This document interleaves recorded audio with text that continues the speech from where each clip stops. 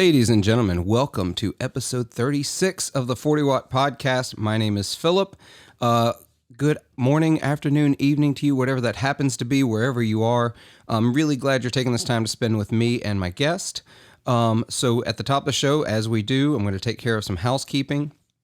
Do me a favor, go over to 40wattpodcast.com where you can find the show notes for this episode and all of the other episodes I've done. Where you can find all the links and all the little bit of blurb about the episode if you can't seem to find them in the notes of the podcast service that you use or in the links or in the video description below. While you're surfing the internet, go over to www.linktr.ee/40watt podcast. That's our Linktree account that has all of the links where you can find me everywhere. Has all of our social media, Instagram, Facebook, Twitter. I don't know if I have a TikTok link up there. I'll have to fix that, but I've started doing that too because apparently I have to do all of the social media.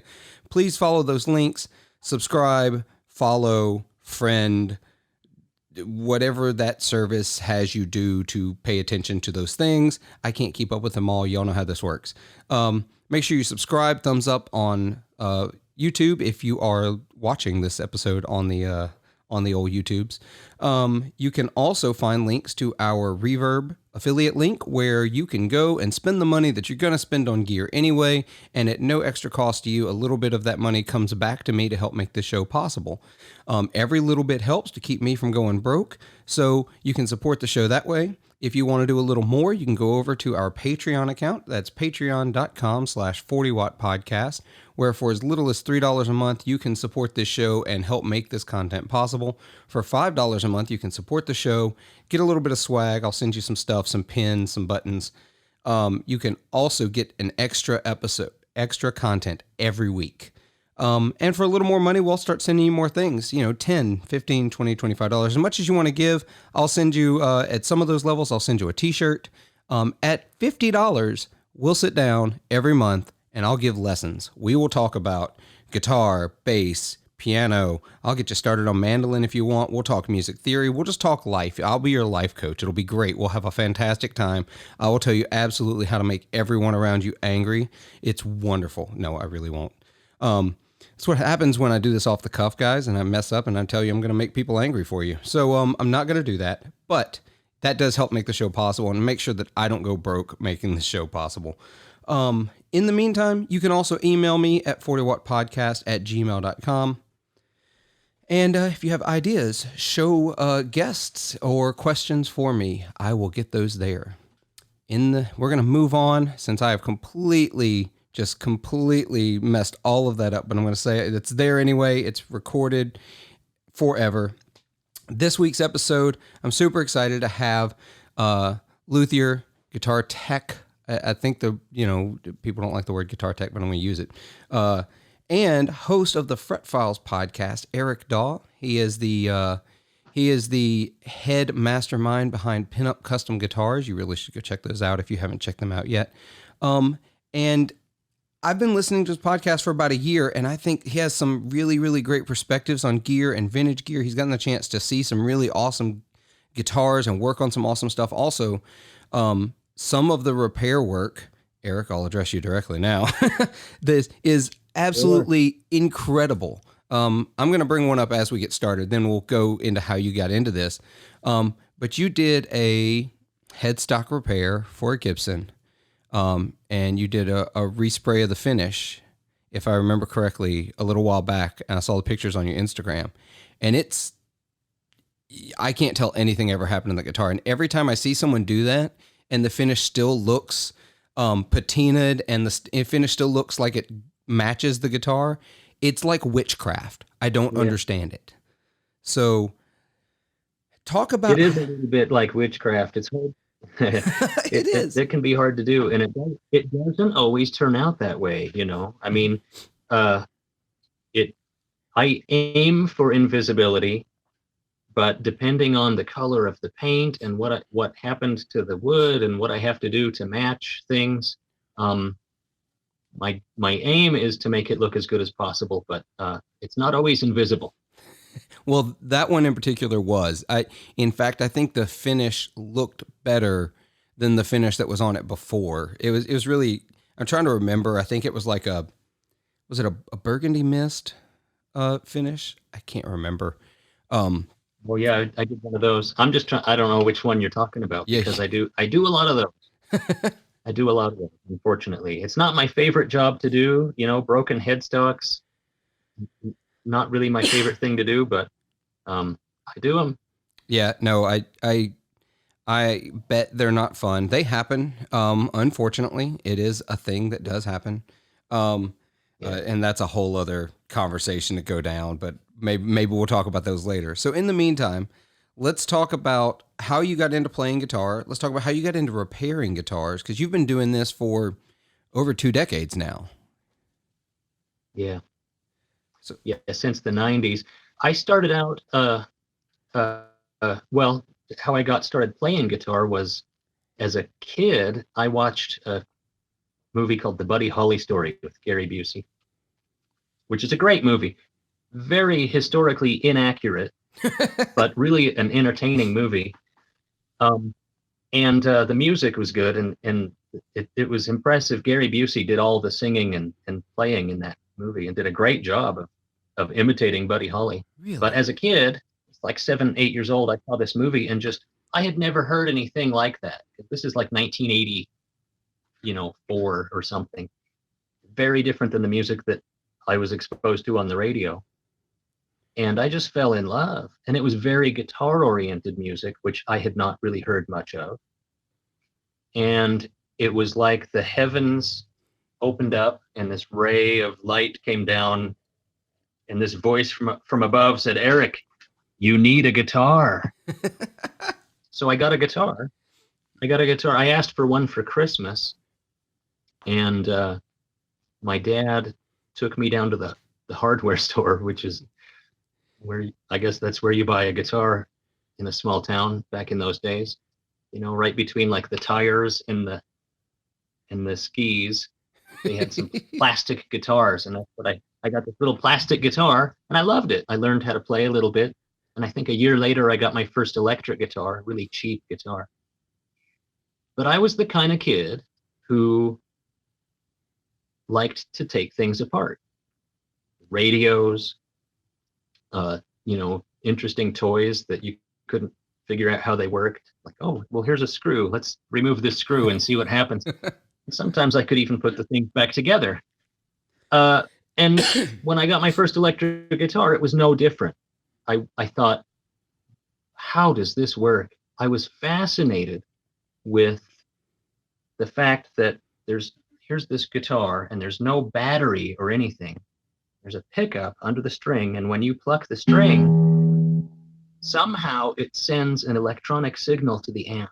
And I thought, whoa, this is like magic. yeah. I would love to understand how this works.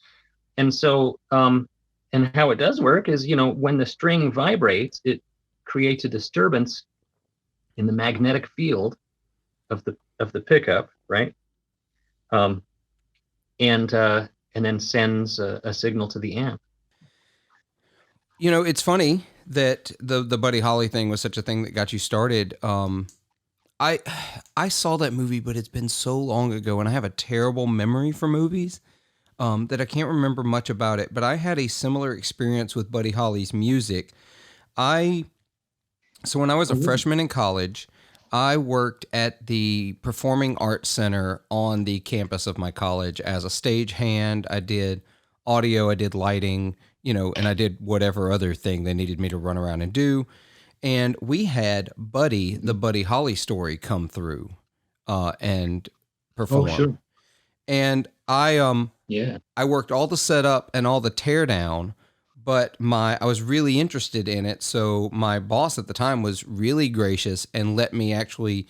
I bought tickets and went and watched the show instead of working it, and it was incredible. It was pretty elaborate setup for such a small performing arts theater, but Yeah. the band played all of the music live. There was nothing canned, and so Oh, wow. Cool. and it was the first real experience I had with Buddy Holly's music. And I will tell another story tangentially that I find is really interesting. I'm from Clarksdale. I've mentioned that before. And Buddy Holly's band, the Crickets, actually came through Clarksdale at some point and toured the Blues Museum there in Clarksdale. And I met them, but didn't know who they were until after the fact.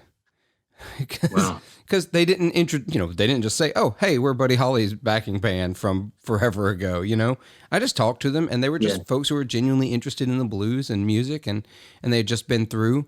And I went in the museum, and someone told me that's who had just came through, and I was like, "Oh, wow, oh man, that's cool." Yeah, it's a weird place to grow up, Clarksdale. It really is. Well, that's awesome. So you got into Buddy Holly, you got this electric guitar, you're starting to figure out how it works, and you're right, it is magic. It doesn't make sense. I realize it's magnets, electrical current, and it does make sense. But to a kid or someone who doesn't already have those notions, that doesn't make any sense. Yeah, it seemed like magic to me, and even like I would take the back panel off my crappy little solid state amp and look in there. What are all these little parts in here? Like, I didn't even know they were called capacitors. I'm like, these look like candy. Like, this looks like a chiclet. What is this? These magic chiclets. And it just was a fascination, and I wanted to learn more about it. And so that hunger for electronics knowledge and guitar knowledge really fueled a lifelong passion for guitar. And this was way before the days you could just sit down at a computer and look something up easily. And so knowledge, especially this kind of esoteric knowledge, the kind that you don't learn in any kind of school when you're a kid, right? This kind of knowledge was very, very valuable. And the value of this kind of knowledge is a little bit lost now. Like, I think about a kid group.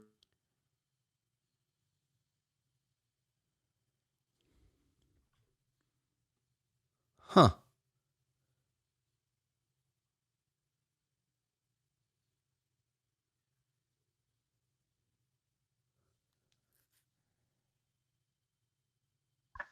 You got your back? I think this is me. I think this isn't on you. I think this is something up with my internet, which is rare, but it does happen. Let me see if I can make this work and figure out. I'm gonna go check something real fast, and I'll be right back. I really apologize for this. I know this is really inconvenient, but give me 1 second. No problem.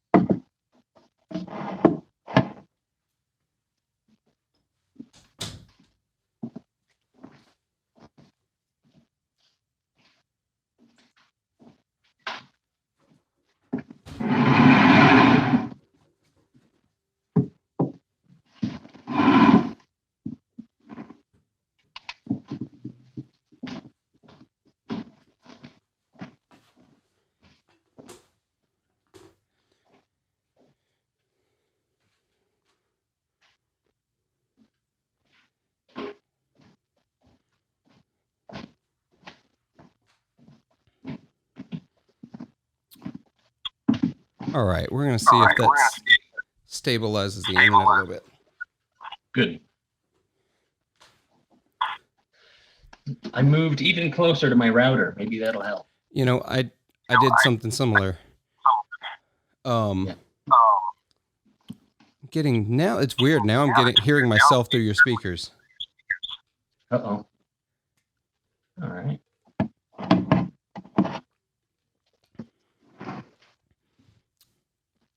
Oh, I bet I know what it was. I bet wherever you had the phone sitting, it was reverberating off of something. Sure. Yeah. Yep. Because now I don't. Yeah, Oh, good. I did a similar thing. I brought a signal booster in here. It's weird. I need to rethink my entire internet in this house. So let me see if I can pick us back up smoothly. So magical chiclets and amplifiers. Yeah. Yeah, and I don't know how much of this you got, so maybe I'll just repeat myself. Sure. But as a kid, I would look at things like capacitors and guitar pickups, and I wanted to know how they worked. And it wasn't the kind of knowledge that you could just sit down on the internet in the 80s and Google it. It was before that time. And so, and the same goes with learning how to play guitar. Like that knowledge was hard won. And it was hard to find out the things I wanted to find out about guitar and about electronics. And so it was like a quest, right? Where it would take me years to learn and figure out something that now a kid or anybody could learn in an afternoon. Yeah. With some thorough Google searching, right? And so that knowledge and the things that I was learning became so precious to me because they were hard to learn and hard to find out. And I feel fortunate that I grew up just before knowledge became cheapened in a way. That makes right? sense. Yeah. Yeah. And so the same thing happened when it got down to I wanted to learn what makes guitars tick and how to fix them. And I found a few books about guitar repair, and it was like finding the Holy Grail. Like, wow, this has information that I've always wanted to know and I couldn't find out. And I live in a small farming town. It's not tiny, but it's a small city. And there just wasn't like any place you could go or anyone you could ask to learn how a truss rod worked or to learn guitar maintenance and setup. And it was just this quest that I set out on. And I got a little bit older and I realized that there was a pretty decent music store here in my town that is the distributor for Ibanez guitars. Oh, really? They were one of the main distributors back then. They're not anymore, for Ibanez guitars. So like anything west of the Mississippi, any little mom and pop shop that carried Ibanez guitars, they came through Idaho Falls, Idaho. We would get semi-loads of Ibanez guitars, and they would get sent to Chesbro Music here in Idaho Falls, Idaho, and then Chesbro would store the guitars and then take orders and take out the guitars and do a little setup on each one and ship them out. So I got a job at that place when I was, I don't know, 18 or 20. Don't remember now. But a lot of the stuff I had already learned through any way I could find out, books that I found or experimentation on my own guitars. But they taught me even more at this place. And then they eventually moved me into the repair department. And so if anybody in the western half of the United States had a warranty issue with one of their Ibanez guitars, they would send it to Idaho Falls, Idaho, where me and one other fellow would fix it. And this was in the 90s. That's pretty incredible. So I've been doing guitar repair since at least, the early 90s. Yeah, it's that time period. I started playing guitar, so you're just a little older than I am. I started playing guitar though late in life. I started when I was 18. So in 1998, 1999, I started playing guitar. And this is, I won't call it pre-internet because, it was early internet days, like early, a lot of people on the internet. You're just starting, like, it's really funny. I distinctly remember this. You're just starting to see like TV shows mention their website about that time, like the big shows, Right. and their Yeah. website would be nothing but a page with some pictures, and that'd be about it. Yeah. That would take forever to load up on your dial-up modem. But yeah, Right. for the younger listeners to the podcast, back in those days, you still had to get things like books. Like I wanted to learn how to work on amps, so I bought a book on building valve amplifiers. And or you just screwed up your own stuff enough. That's how I learned to work on cars. Of course, I can't work on cars anymore. They're way too technologically advanced now for me. Yeah. But Yeah. back then, I could change a radiator. I could change a carburetor. I could clean a carburetor and put it back together. But Yeah. now I don't even want to pop the hood anymore. Yeah. But it was an interesting time. Now, you just pull up a YouTube video, which is an interesting thing to say when you're on YouTube, and you watch somebody do it. And I don't want to say that's a bad thing. It's kind of interesting. I think I agree with what you said, though. It sort of cheapens information a little bit. It's a double-edged sword Yeah, because it's amazing to have the kind of resources that we have now, but it's also a bit of like Pandora's box has been opened, and now everything under the sun, nothing is precious anymore. right. Like there's if I want to learn some obscure song, I can Google it and in 20 seconds have the tablature or whatever notation, the chord chart, whatever. And that was not possible when I was a kid. I had to develop my ear. I wanted to learn Jimi Hendrix's solo from The Wind Cries Mary. I had to take the cassette tape and play it and rewind it and play it and rewind it and pick out note by note. And it would take weeks to learn, one little segment of a song I wanted to learn. And it in some ways, I'm happy that I grew up in a time like that when it forced me to develop my ear, where I think that if I were a kid now, like, why would you do that if you could just download the tablature? Right. Right. And at least have a starting point. Actually, I had this conversation with, by the time this episode goes out, it'll be last week with Linda Taylor, who's an LA-based guitarist. And she was talking about growing up and learning to play and having to pick, learn things that way, where now that tablatures out there, or we talked about, she learned very on reading music. So she's always read music like from day one. And she said she wishes she had spent more time even learning by ear than learning to read music. And I mentioned, because I've done both, I learned by ear first, then I went and got a music degree from college, so I learned to read music. By the way, I don't recommend learning to read music while you're getting a music degree. You should probably learn to read music before you get there. But I did it while I was there. Yeah. And it's, even in that music, people like to dog out tablature because it's very amateur driven. And you were talking about that whole thing. We're in what someone referred to once, and I love this term, the age of amateur. Everyone can be an amateur anything because they can pull up how to do it on the internet.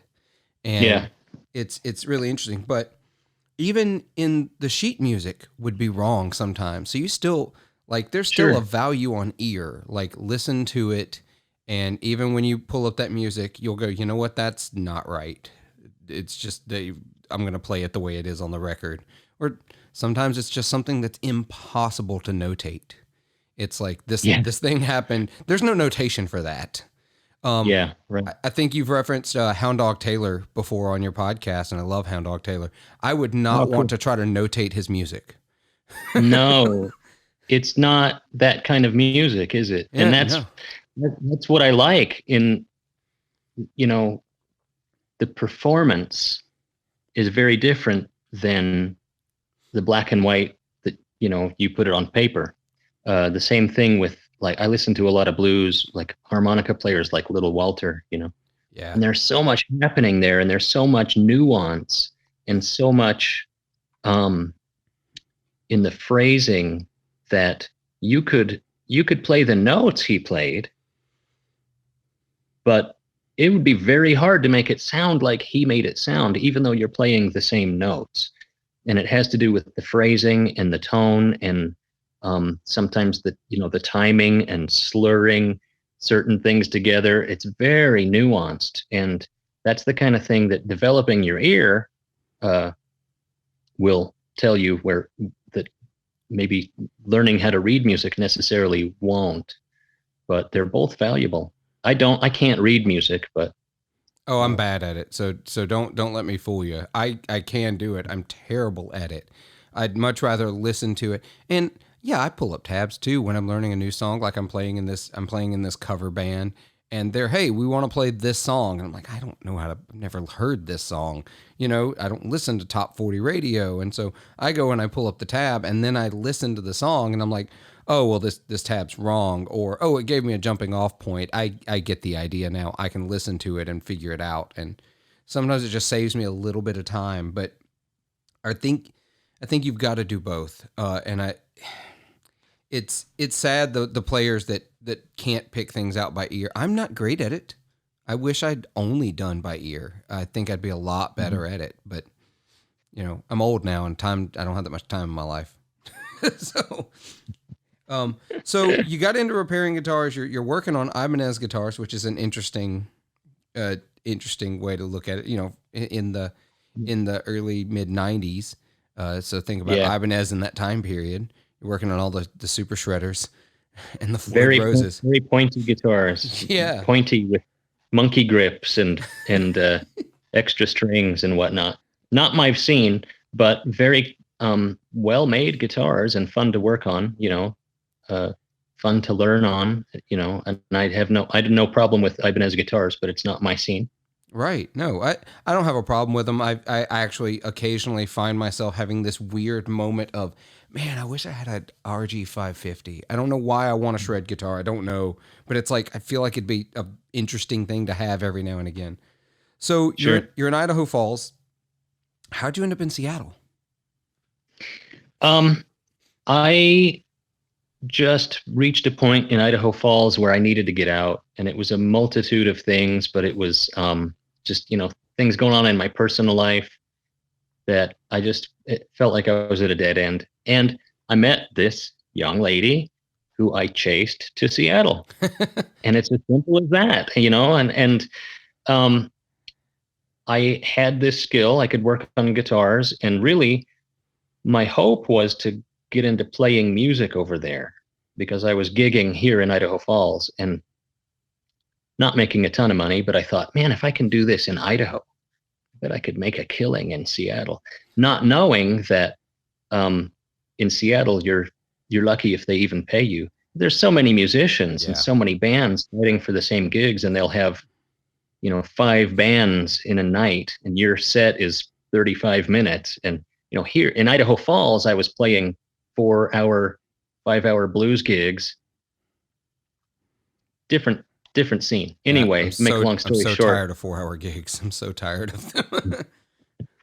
So I played a little music over there, but really what happened is I got a job at Emerald City Guitars in Seattle, which is a great vintage, one of the premier vintage shops in the country. And I got a job as their in-house guitar tech luthier guy. And I worked there for about 15 years. So you're there at, again, a premier vintage place. So this is a place where you're starting to see some real pieces come through. You're not working on like an RG 250 that somebody sent back because the Floyd Rose wasn't installed correctly. Yeah. Yeah, and I had seen some vintage guitars before that because it was an interest that I had, and so I would seek them out, and people would seek me out to work on them. But working there at Emerald City, it was a routine. I would work on 50s Fenders and Gibsons and 60s, Gretsch and Rickenbacker, all kinds of, you name it. And I remember the first time I worked on a late 50s Les Paul Sunburst, set it on my bench, and I thought, this thing is worth more than the house I'm living in right now. Like, don't slip. Don't hold your screwdriver very carefully. You don't want to put a $30,000 scratch in this guitar. Yeah. It's very kind of nerve-wracking. But then I thought, you know what? It's just a guitar. How many guitars have you fixed? You know what you're doing. Just a guitar. But yeah, it's definitely a different level to work on guitars that are worth that much money. And you can certainly mess them up by doing the wrong thing.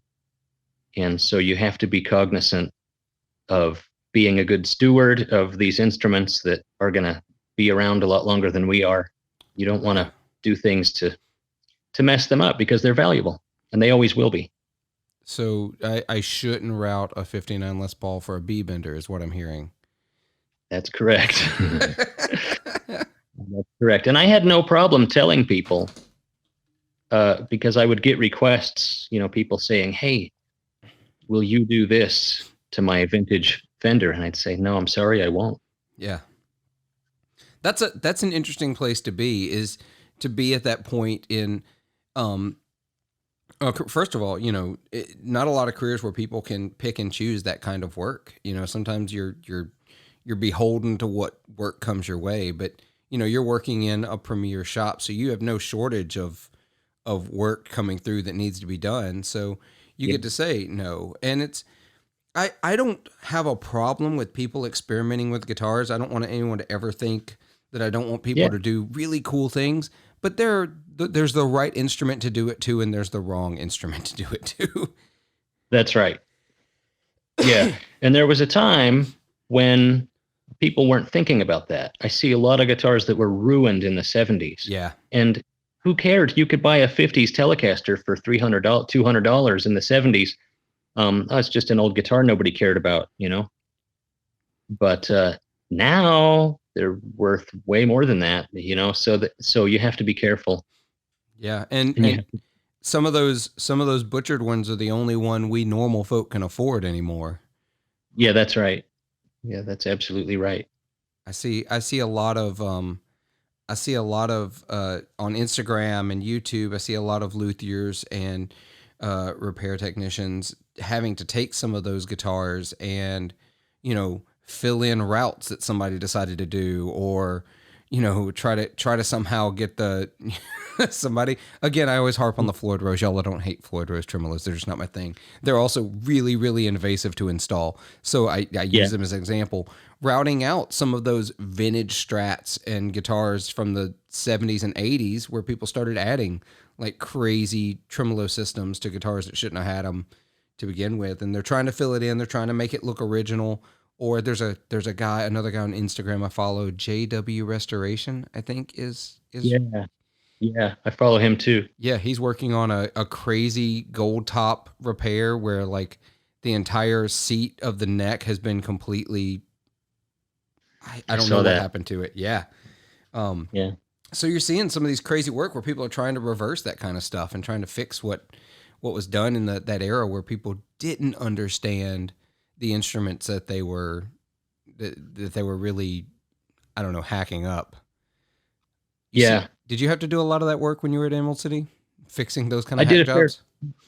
I did a fair amount of it. I got into finish work and, refinishing, respraying, spraying lacquer, doing touch-up work, putting new fingerboards on, or repairing truss rods, or, kind of the neck resets on vintage acoustic guitars, kind of the more hairy end of guitar repairs. And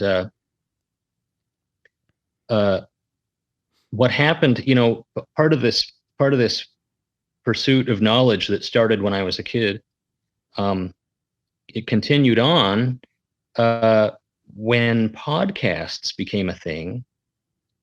One of the first things I did as podcasts started getting popular, I noticed that some of the podcasts were about pretty esoteric stuff, like stuff that wouldn't be on commercial radio, all kinds of topics.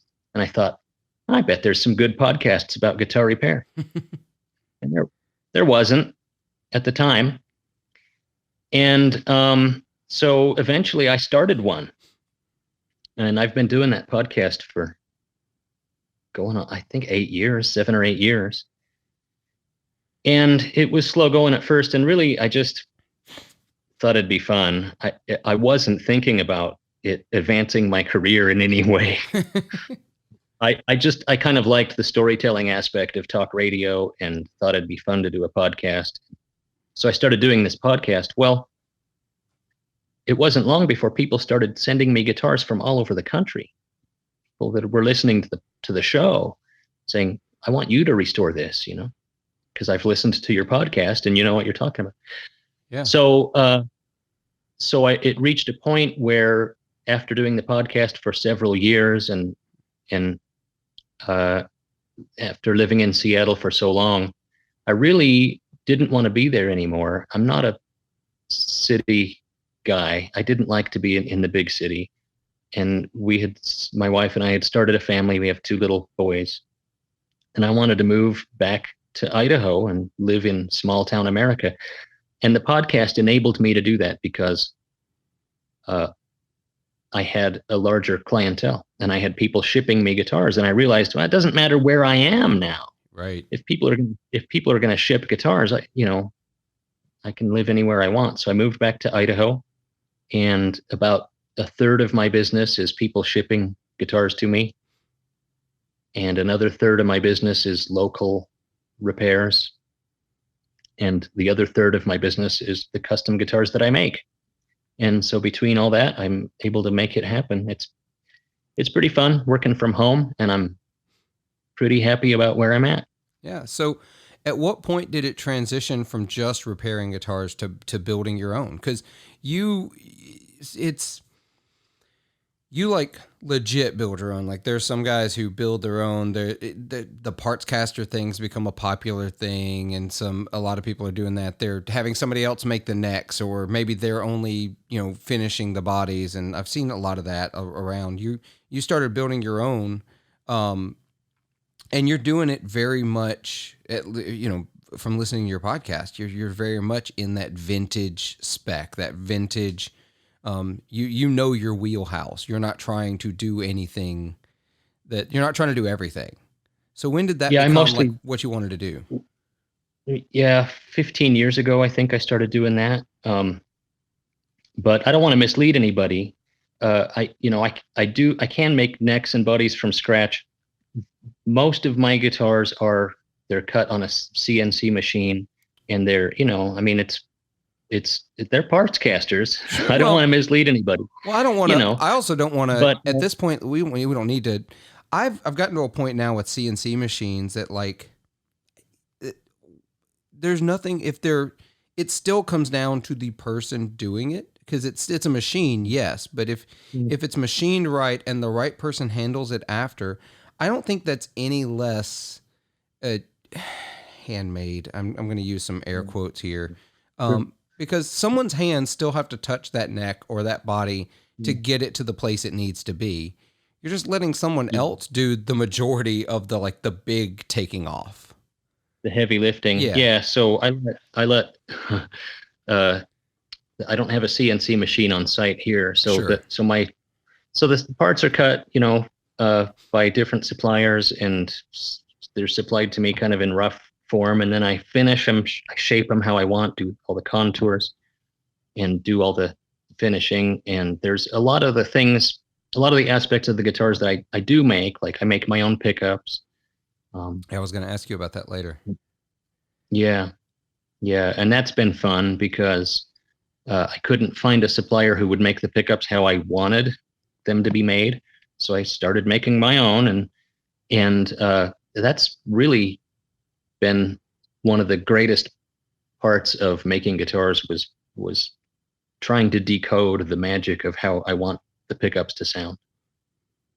Yeah, I've watched pickup winding is something I'm really, really fascinated by. I've been a long time I was on the Seymour Duncan user group for a lot of years. They have a forum where guys talk, and Seymour Duncan occasionally showed up over there, but it was a really like small, tight knit group. And because it was a forum, it's all about all guitar, but because it was founded around a particular pickup maker, a lot of the conversations happened around pickups.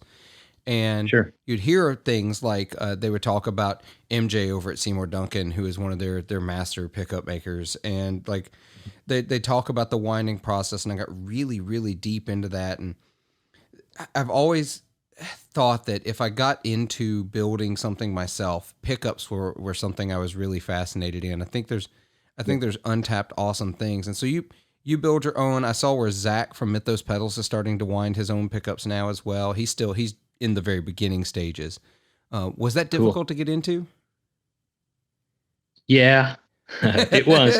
The first pickup I wound, I didn't have a pickup winder, so what do I have that's even close to that? Well, I have a record player, so 78 RPM, built a pickup bobbin and wound it on a record player, and I think it took like an hour and a half. That's awesome, though. And I thought, well, this is slow going. Because really, with a high RPM motor, I now I can wind a pickup in maybe 15 minutes. So I built a few prototype pickup winders. I tried a record player. I tried rigging up a hand drill with a little mounting plate for a pickup bobbin, wound them that way, and eventually just made my own pickup wounder out of parts that I scavenged off of a sewing machine. So it's basically made out of sewing machine parts with the pedal controlling the speed. Yeah. And it's all, the wire is all fed by hand. It's that seems like the logical, like, repurposed item appliance to pick up winding. It doesn't sound like the first time I've heard someone go with the sewing machine, but it does feel like, I can't remember who else may have said it, but it just feels logical. Of course, now you can go to StuMac and buy a pickup winding machine if you want to. Buy a pickup winder. Yeah. Yeah, and there's nothing wrong with doing that, and I'm sure it's a really nice pickup winder. One of the things I like about my pickup winder is I saw online a picture of, there's two old pickup winders I saw online pictures of that are now in museums. Leo Fender's original prototype pickup winder from his early days looks almost identical to mine, and I didn't know that, Yeah. till I saw it. And I thought, well, that's good. You're onto something. Why not just stick with that, And then the other one that looks almost identical is Seth Lover's pickup winder from his workbench in the 50s. And I thought, I'm in good company here. I'm just going to stick with this, rather than get a shiny red new pickup winder with a digital counter. I'm going to stick with my repurposed sewing machine motor because it works. Yeah.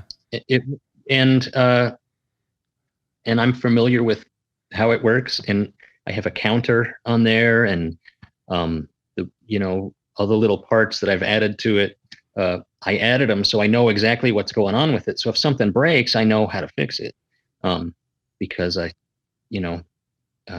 put it together. So I like my little pickup winder, and hopefully that motor never burns out, because I want to wind pickups on that motor forever. It's an old motor. It's like from the 30s. Oh, wow. Little electric motor. Yeah. See, and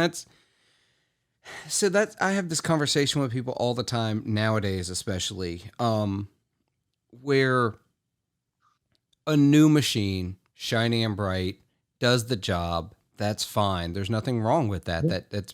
Yeah. Someone can take that machine and probably wind a pickup just as good a quality as anybody else making on any other thing they're doing, if they know what they're doing. But there's a vibe. Sure. You do something with something you love, and there's something that feels, the end product may mean nothing more to the end user but to the person making it, it means more. I think the same way about certain guitars and certain amps or certain things that I just like playing and I like doing. Sure, this guitar I'm playing is beat up. It's 25 years old. It's got this one issue right here where I know I can't really do this, but I love playing this guitar. I could get another guitar that plays better, air quotes again, but I don't enjoy it. It doesn't bring me joy. I just recently sold a Helix rig because I went that route because I was playing church and musical and choir gigs and stuff like that. And I just recently sold it because ultimately, did it sound pretty good? Yeah, I'm not going to lie. It sounded good. I got some great sounds out of it. I didn't love playing it. Yeah. Nothing about it felt good to play. And so, same thing. Yeah, I could get a lot nicer guitar than this. This is my favorite acoustic. This was $14 at a thrift store. Oh, that's awesome. With these little swan decals that already had them on there, but it didn't have a bridge. I had to find an old bridge, and I didn't have a pick guard. I put the pick guard on, but this is an old K acoustic guitar, and it was $14. And I love the way it sounds, and I love the way it plays. Could I get a nicer guitar? Yeah, absolutely. I'm sure. If I wanted to spend the money and get even a vintage Gibson or Martin, it would be a better guitar for sure. But the mojo that this one has, it's just so enjoyable. I like the way it sounds. It's kind of boxy, and I play a lot of on acoustic, I play a lot of fingerstyle blues and stuff, and it's just perfect for that. So, yeah, I've talked about him on the podcast before. I'm going to have to end up getting him on the podcast, but I have a friend of mine, Ronnie, owns a music store in Clarksdale where I'm from. And he has almost built his, he doesn't carry, there's no brand he carries. He's not a dealer for anybody. You know what I mean? He's a small town, mostly secondhand store, mostly consignment store. So you never know what's going to be in his shop. But one thing that he has done consistently is buy up every K or silver tone or that arch top or acoustic that he can find. He works as best magic he can as a guitar tech to try to get it playable, to make it usable. And then he sells them. And are they the best sounding guitars in his shop? Absolutely not. Absolutely not. The secondhand Takaminis and the secondhand X series Martin that's in the shop plays better. Maybe technically sounds better, but are they cooler? Hell no, they're not cooler. And so what sells? The arch tops and the Ks and the, all those old guitars that just have this energy. They have a vibe. And it's a different thing.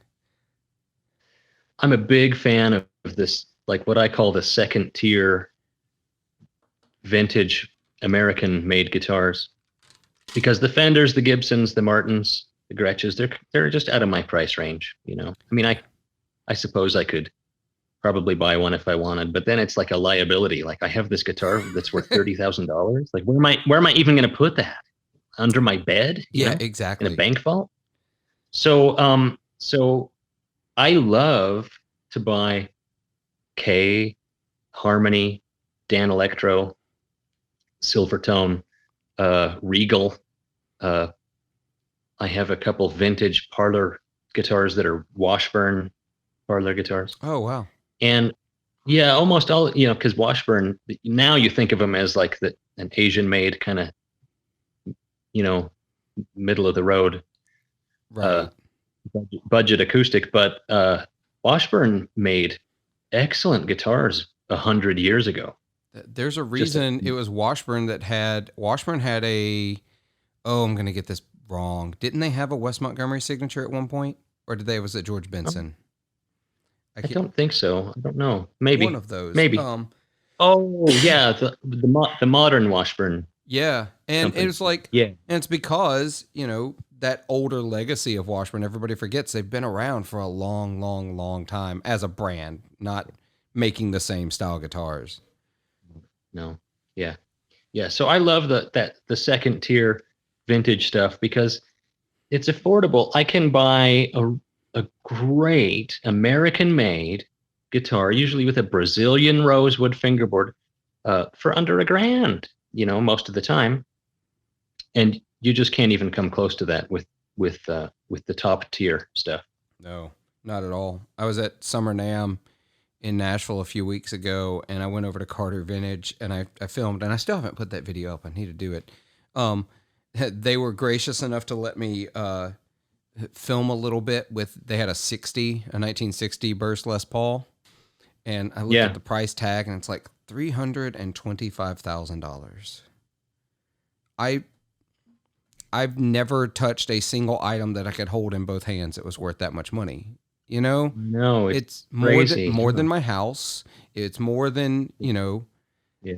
it's completely ridiculous. And we're talking the most extreme, like 59 and 60 Burst Les Pauls. They are the extreme without any provenance. You just add artist owned or played and it gets different. But those are so out of reach for normal people that now I do worry that second tier is going to start to go that way now. It's like, because the other stuff is so out of reach. Yeah. We're seeing 80s Fender Strats and Telecasters and Gibson stuff start to get into ridiculous numbers too. Yeah, it's funny to think about an 80s guitar as a vintage guitar, but I guess it is now. Yeah, it's 40 years old-ish. It's crazy. Yeah, it's wild. Yeah, and the good news is with old harmonies and things like that is they made 1 billion of them. I mean, Harmony, I've read that Harmony made more guitars than all the other American manufacturers put together. Oh man. And so because they just made so many of them, I don't think they'll ever have a huge premium on them, because the factors, I mean, I understand why a 1959 Gibson Les Paul costs as much as it does, even though I don't agree to pay that. Right. I understand why it costs that much. Demand, rarity, and what's the other factor? I talk about this all the time because people ask, like, why right is that guitar $300,000 and this one that looks just like it $3,000? Yeah. Condition, rarity, and demand. Yep. A guitar that has those three things, if it's in good condition, if it's exceedingly rare, and there's a big demand for that instrument, then that's the magic combination. And the thing about vintage harmonies is the rarity. You just don't have that. Yeah, because they made so many. And that extends to, see, I love the K, the flat tops, the ones I'm talking about, with like the really crazy looking, like orange and black stripy finish, the acoustic guitars. I don't know the proper term for it, but I love those, and I've played more of them than I can count, hanging out in my buddy Ronnie's shop because he had so many come through. And I've played them in every version of playability too. I've played some that it doesn't make sense, it plays so good. And I've played some that I could fit a screwdriver between the strings and the fingerboard. You know what I mean? It's but my favorites are the arch tops. Some of those K and those the million other brand names that they went under depending on what store was selling them. But old Craftsman. Yeah, Craftsman. Oh, was it the Craftsman has the Zippo pickups? Oh, I've played a few of those that I can't believe I didn't buy them. This is where I have a terrible memory for model names. I think it was Speed something. Speed Demon. That's what it is. It's got to be that one. Speed Demon. They're such cool guitars, but I've always been a sucker for arch tops because I love that style of music, the blues and the jazz that were played on them. I don't have one currently, and I need to get one. But they have that vibe, and you're right. There are a million of them out there. Otherwise, Ronnie wouldn't continue to be able to find more and more to fix up, and he can buy them so cheap because there are a million of them. And occasionally, he gets one. He's like, I can't make this play. Like, there's nothing I can do to make this playable. This is a wall hanger, Yeah. and he sells it as Sure. a wall hanger. Sure. Yeah. Yeah. And so I love those old guitars, and so. Getting down that road, because I really want to talk about some of the blues stuff you're into, because I get a lot of people on this podcast. I don't often get to talk to people who are as into the blues as you are. So you also, I want to tell our listeners, your love of classic things isn't just 1930s sewing machines and 1950s guitars. You have like an old school Oldsmobile with a Rocket 88, if I remember correctly. Yeah, 52 Oldsmobile. I took a little drive in it this morning. Oh, see, I have a lot of kinship to that song, Rocket 88, maybe the first rock and roll song. We're not going to go way down we're not going to go way down that rabbit hole, but I'm a public librarian. That's what I do. I'm public library director. And Jackie Brinston, who was a saxophonist who sang Rocket 88, he was an avid goer of the library in my hometown in Clarksdale. And it's probably a really great point to end on, actually, as I have taken up a great deal of your Saturday afternoon already at this point. Well, I enjoyed it. Me too. We battled technology issues and everything. We got through. We're here. And I could honestly talk about the whole blues side of things all day. And I actually have this idea for a podcast separate from this one, where I want to start deep diving on the history of blues and take like performers, songwriters, and do like deep introspective looks into their history, how they got where they were, how they influenced other things, and sort of follow the history of the blues through the years. It's going to be a major project if I can actually make it happen. That would be very cool. I would listen. Yeah. I'm thinking I've already started the sketching out of the timeline of the first season. So I'm hoping to actually start writing with some earnesty later this year. And so next year, maybe get something out, but we will see. In the meantime, Eric, thank you for your time. I'm going to have all the links where people can find you down below. Y'all check out Pinup Custom Guitars. Check out Eric's band. I'm going to put the Instagram for his band down there as well, and for his Instagram account. And we will see you next week, same time, here at 40 Watt Podcast. But until then, y'all be sure to take care of yourselves, be kind to each other, and make some noise.